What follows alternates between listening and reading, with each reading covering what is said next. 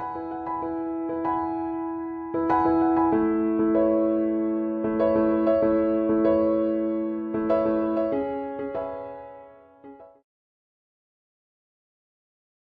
friends, welcome to व्यासपीठ।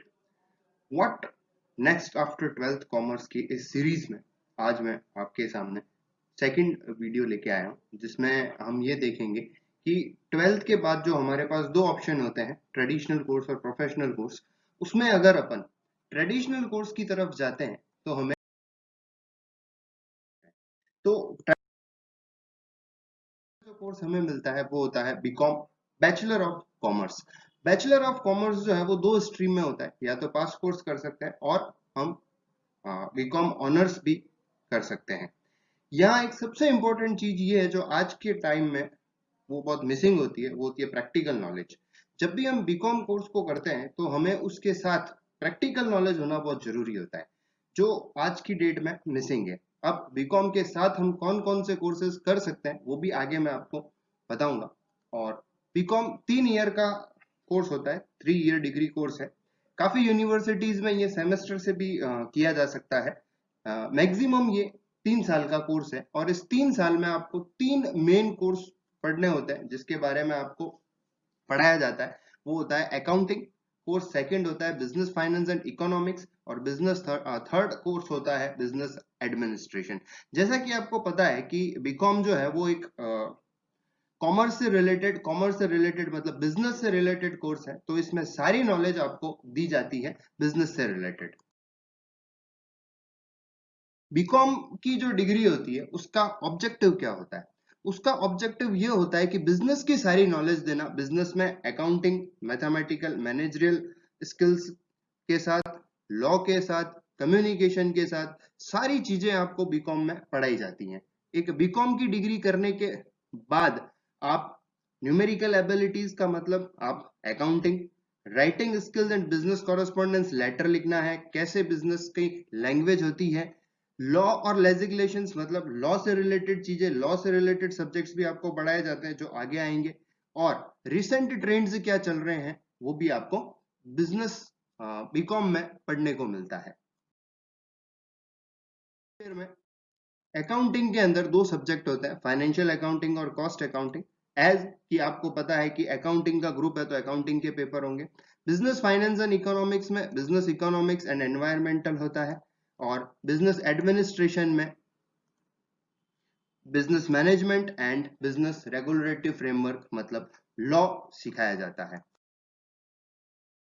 इसी तरह सेकेंड ईयर में भी अकाउंटिंग में corporate accounting, business statistics, corporate accounting company से रिलेटेड क्या क्या होता है, और बिजनेस स्टैटिस्टिक्स डाटा से related. Business finance and economics में money and banking, international trade and finance, और बिजनेस एडमिनिस्ट्रेशन में company law and secretarial practice, और बिजनेस कम्युनिकेशन एंड मैनेजमेंट, ये दो सब्जेक्ट्स आते हैं। थर्ड ईयर में जब हम आते हैं बीकॉम की, तो अकाउंटिंग में मैनेजमेंट अकाउंटिंग, इनकम टैक्स और एक ऑडिटिंग ऐड हो जाता है। फर्स्ट ग्रुप में 3 पेपर होते हैं। बिजनेस फाइनेंस में financial market operation, financial management, और बिजनेस एडमिनिस्ट्रेशन वाले ग्रुप में इंटरनेशनल मार्केटिंग, एक ही पेपर होता है। तो ये पेपर जो है किसी यूनिवर्सिटी में फर्स्ट ईयर में, सेकेंड ईयर में, फाइनल ईयर में सफल किए जा सकते हैं। अलग अलग पेपर्स होते हैं, और बहुत जहां पर सेमेस्टर स्कीम्स होती हैं बीकॉम के लिए, वहां पर भी हो सकता है अलग अलग सेमेस्टर में अलग अलग पेपर हो, लेकिन ओवरऑल आपको यही सारे subject accounting, business finance and economics और बिजनेस एडमिनिस्ट्रेशन के बारे में पढ़ाया जाता है। जब हम ऑनर्स की बात करते हैं तो क्योंकि अगर आप बीकॉम ऑनर्स करते हैं तो फर्स्ट ईयर तो कॉमन रहता है, सेकेंड ईयर में आके जब ऑनर्स प्रीवियस होता है और फाइनल होता है, दो और बन जाते हैं same, accounting, business finance and economics and business administration. BCom pass course और बीकॉम ऑनर्स में ये डिफरेंस होता है कि सेकंड ईयर और फाइनल ईयर में कॉमन सब्जेक्ट्स होते हैं, लेकिन अगर आपको स्पेशलाइजेशन करना है कि मुझे अकाउंटिंग में स्पेशलाइजेशन करना है, मुझे फाइनेंस इकोनॉमिक्स में करना है, या मुझे बिजनेस एडमिनिस्ट्रेशन में स्पेशलाइजेशन करना है, then go for the BCom honours. होता है सबसे पहला, फर्स्ट में कॉर्पोरेट अकाउंटिंग, प्रीवियस में accounting, e commerce, auditing, income tax, management accounting and financial management. और फाइनल में advance accounting, operation research, business statistics, GST, security analysis and portfolio management and financial market operation. Business finance and economics की, तो these are the papers for the business finance and economics. और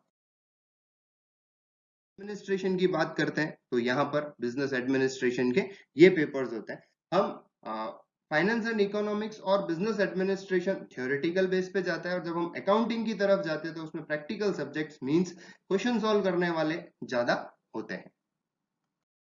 now courses with BCom, BCom के साथ आप कौन कौन से course कर सकते हैं? जैसा कि मैंने पहले ही बोला था स्टार्टिंग में, वीडियो के स्टार्टिंग में, कि बीकॉम सिर्फ बीकॉम करना नहीं होता है। हम बीकॉम करके बीड से अलग कैसे हो सकते हैं? तो बीड से अलग होने के लिए बीकॉम के साथ हमारे पास प्रैक्टिकल नॉलेज होना बहुत जरूरी होता है। जैसे ही हम बीकॉम करके निकलते हैं, या तो हम अपनी खुद की फर्म खोल सकते हैं, अकाउंटेंट की फर्म खोल सकते हैं, या डायरेक्ट हमें जॉब मिल सकती है अगर हमारे पास कुछ सर्टिफिकेट कोर्स हो या हमें प्रैक्टिकल नॉलेज हो। तो उससे ही रिलेटेड बीकॉम के साथ कुछ और सर्टिफिकेट कोर्सेज हैं जो हम कर सकते हैं, जैसे रिटर्न कैसे फाइल किया जाता है, टैक्स कैसे भरा जाता है, टीडीएस कैसे दिया जाता है, और जीएसटी कैसे भरा जाता है, या certificate course on GST, advance certificate course on GST है, और अकाउंटिंग सॉफ्टवेयर है जो हम सीख सकते हैं, सीएस है या सीए है, ये भी हम बीकॉम के साथ ट्राई कर सकते हैं, और बीकॉम के साथ ये कर हम अपनी नॉलेज को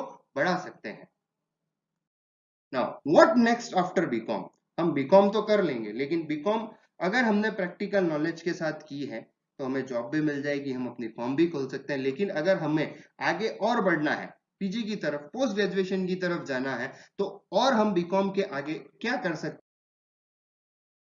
हैं? सबसे पहला, ग्रेजुएट होने के बाद आपके पास एक सिंपल सा ऑप्शन है, दैट इज एमकॉम।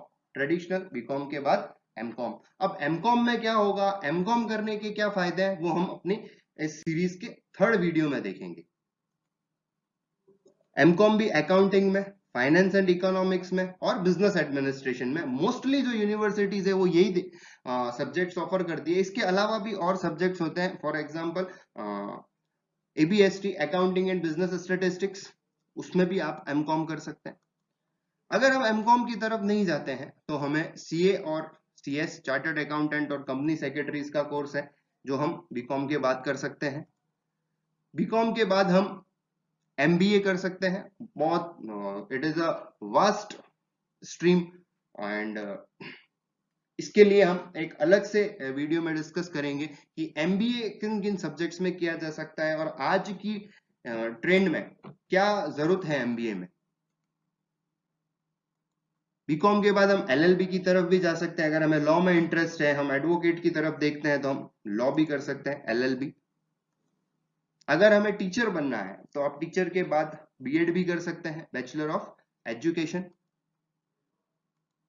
और कॉम्पिटिटिव एग्जाम्स की भी तैयारी कर सकते हैं, जैसे बैंकिंग सेक्टर है और सिविल सर्विसेज है। तो इनके बारे में, हर एक कोर्स के बारे में, एमकॉम में क्या होगा, कॉम्पिटिटिव एग्जाम्स में कौन कौन से बैंकिंग सेक्टर के जॉब्स बीकॉम के बाद अवेलेबल है, सिविल सर्विसेज में, बीएड में क्या होता है, एमबीए क्या होगा, कैसे कर सकते हैं, कितने हमारे सब्जेक्ट्स हैं जिसमें हम एमबीए कर सकते हैं, आज की डेट में कौन कौन से इंपॉर्टेंट स्ट्रीम्स हैं जिसमें हम एमबीए कर सकते हैं, वो अब हम इस सीरीज के नेक्स्ट। So much.